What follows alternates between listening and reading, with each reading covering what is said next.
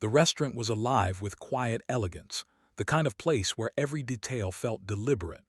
Warm amber light spilled over crisp white tablecloths, casting soft shadows that danced with the flicker of candles. The gentle strains of a violin filled the air, mingling with the soft clinking of cutlery and the occasional murmur of conversation. Couples leaned toward each other, speaking in hushed tones, their laughter delicate, almost intimate. Near the window, Sophie sat alone, her fingers lightly folded in her lap. The pale blue floral dress she wore hugged her frame delicately, the soft pink petals across the fabric almost glowing in the warm light. Her blonde hair was tucked neatly behind her ears, and her makeup was subtle but perfect. She sat upright in her electric wheelchair, shoulders tense, posture precise, as if she could somehow hold back the weight of the world just by sitting properly. Her hazel eyes darted to the entrance, then back down at the table, heart fluttering with nervous anticipation. Tonight was supposed to be special. Her aunt had promised a blind date, a birthday surprise, a little push into a world she often felt apart from. "Time you stop hiding," her aunt had said that morning, shoving the dress into her hands. "I know good people, Sophie, just smile." Sophie had smiled, mostly for herself. Hope was fragile, but tonight it flickered. Then came the sound, polished shoes on tile, too loud, too many at once. A group of young men approached, designer jackets, casual smirks, the air around them charged with arrogance. One of them slid the chair across from Sophie without asking, plopping down as if the seat were his by birthright. The others lingered behind him like an audience waiting for a show. "Are you Sophie?" the one in the chair asked, mock enthusiasm dripping from his tone. "Wow, even prettier than your pictures." Sophie blinked unsure, then nodded. "Yes, I'm Sophie." "Good," another chimed, voice theatrical. "We were worried you wouldn't show." Before Sophie could even answer, a server arrived carrying a small birthday cake, strawberries and cream, a single flickering candle in the center. "Compliments of your date," the server said, eyebrows knitting in confusion.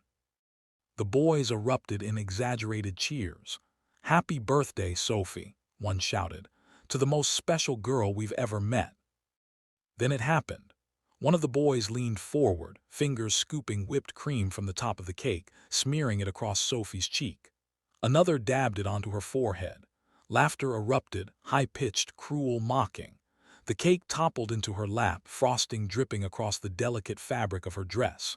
Phones appeared like lightning in the night, capturing every humiliating moment as someone crooned "Happy Birthday" in a shrill, mocking tone. Sophie froze. Cream clung to her skin, the cake a ruined mess on her knees. Her hands trembled on the armrests of her wheelchair. She searched for someone, anyone who wasn't laughing. No one moved.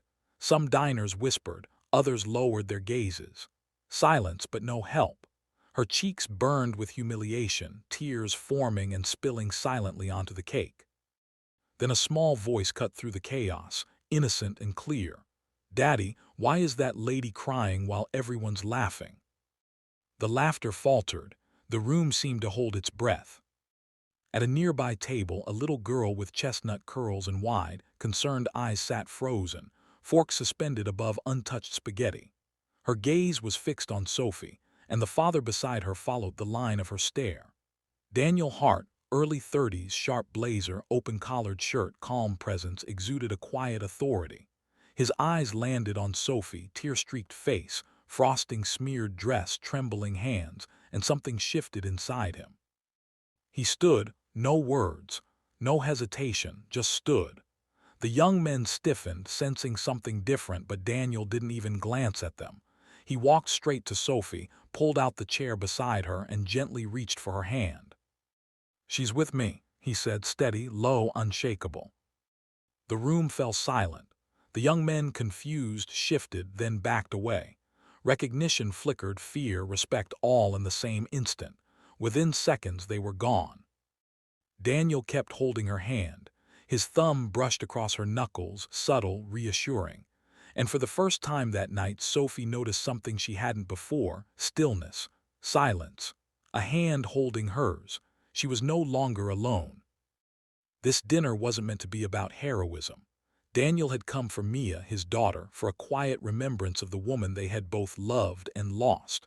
3 years ago, a drunk driver had shattered their lives, leaving Daniel to navigate a world heavy with grief, armed only with quiet strength and careful detachment. Once known for charisma, confidence, charm, now these were armor hiding the man beneath. A man who sometimes didn't know how to answer the questions Mia asked. Was Mommy pretty like me? Did she laugh like that? Some grief never lessens, it just hides waiting to surface. Mia was his reason for moving forward. That night she had seen what he had not, a girl, crying, frosting on her cheeks, pain in her eyes, and instinctively Daniel acted. He didn't need to speak more. His presence said it all. You are safe. You are seen. You are valued. Sophie looked up fully this time, eyes locking with his. For the first time that night she felt it, hope. Not fragile, not fleeting, but steady, something real. Someone had noticed her. Someone had chosen to stand for her.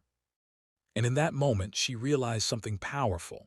No matter how cruel the world could be, kindness could still shine through, bright and unstoppable. The violin played on, candles flickered, and Sophie, for the first time that evening, smiled, not for herself, not for anyone else, but because someone had truly seen her, and it changed everything. He didn't hand the card immediately. Instead, he rested it on the table, sliding it gently toward her, letting the moment linger. Sophie's fingers hovered above it, hesitant. She picked it up slowly, the weight of the paper surprisingly grounding, a physical tether to the kindness he had shown. Her thumb traced the embossed letters as she read his name, Daniel Hart, the CEO of one of the fastest-growing tech companies in the state. A man she would never have imagined sitting beside her tonight, caring enough to protect her dignity. I thank you, she whispered, voice fragile but steady. Her eyes met his briefly, gratitude and disbelief mirrored there. Daniel's gaze softened. You don't need to thank me. Tonight I just saw you. That's all that matters. Sophie pressed the handkerchief to her face again, inhaling the faint scent of his cologne mingled with the remnants of the evening. She laughed softly, a sound fragile but real, a sound she hadn't made in years without fear. The city outside had quieted. The neon glow of streetlights cast long shadows across the pavement. Cars hummed in the distance. Life went on, unaware of the small miracle that had occurred inside the restaurant and on the quiet sidewalk outside. Sophie's wheelchair creaked softly as she shifted, the night air cool against her skin. For the first time she allowed herself to breathe fully, the weight of shame lifting, replaced by something lighter, something new, hope. Daniel stayed beside her, quiet, patient, not crowding, not pushing, just existing as a steady presence. After a long pause, he spoke again, gentle but firm. Sophie, you've been through more than most people will ever understand. But that doesn't define you. What defines you is what you do after. Sophie looked down at her lap, her fingers still clutching the handkerchief. And what if I don't know what to do? She asked softly, voice barely audible above the distant city sounds. You keep showing up, Daniel said simply. You keep drawing, imagining, feeling. You let people see you as you are, not what they think you should be. That's enough. A small smile tugged at her lips. She raised her eyes to him, shimmering with the first flicker of trust in years. Even if I'm in a chair. Daniel's gaze held hers, unwavering. Especially if you're in a chair.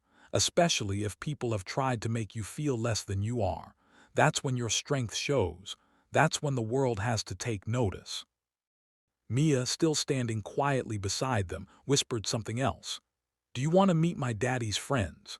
She held out her hand in a shy offer, a bridge between Sophie's world and a small, fragile connection that might just grow. Sophie hesitated, then reached out. Her hand touched Mia's, tentative at first, then firmer, warmer. For the first time the night didn't feel heavy. It felt possible. Daniel watched them, heart quietly full. He had come expecting a quiet remembrance of loss, a ritual of grief he carried for years.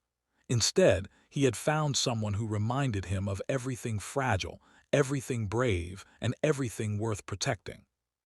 He leaned back slightly, still near Sophie, still near Mia, giving them space while keeping them close in presence. "Dinner?" he asked softly. Sophie nodded. The waiter returned, bringing the simple meal Daniel had requested: penne arrabbiata, garlic bread, small dishes meant to comfort rather than impress. He watched her eat slowly, carefully, savoring each bite. No one mocked, no one recorded, no one laughed. And as the plates emptied and the night deepened, Sophie realized something remarkable. The world outside could be cruel. People could be thoughtless, cruel, selfish. But moments like this existed too. Small, fleeting, but powerful. One person showing kindness. One gesture restoring dignity. One presence reminding you that you were human, worthy of being seen, loved, respected. By the time she wheeled herself to the curb to leave, the cool night air wrapped around her like a protective shawl. She held the handkerchief close, a symbol of care, of presence, of possibility. She had survived the cruelty of the night, yes, but she had also experienced something infinitely more rare. Someone had seen her, really seen her, and it had changed everything. She smiled quietly to herself, letting the night settle around her, the city lights reflecting in her eyes. It was the first time in a long time she had felt safe, whole, seen. Daniel watched from a few steps behind, not intruding, not insisting, simply letting her own strength guide her.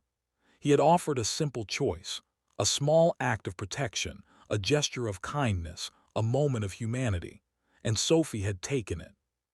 In that quiet intersection of their lives, two people shaped by loss, courage, and quiet strength, something unspoken, profound began to stir. And for Sophie, for the first time in years, she realized that being seen was not the same as being pitied.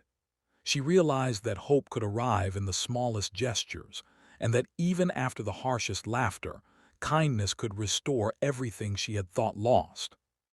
The night stretched around them, calm and full of quiet possibility. And somewhere deep inside, Sophie knew this was the beginning, not just of a story about a cruel joke, or a ruined birthday, or a stranger who intervened, but of a story about being truly, wholly seen. The restaurant glimmered under the warm glow of amber lights, every corner softly illuminated, every detail painstakingly perfect. Violin music floated lazily through the air, interspersed with the gentle clinking of cutlery and quiet murmurs of conversation. Couples leaned into each other, speaking in hushed tones that carried warmth and intimacy. It was the kind of place where the world outside felt distant, irrelevant, and unreachable.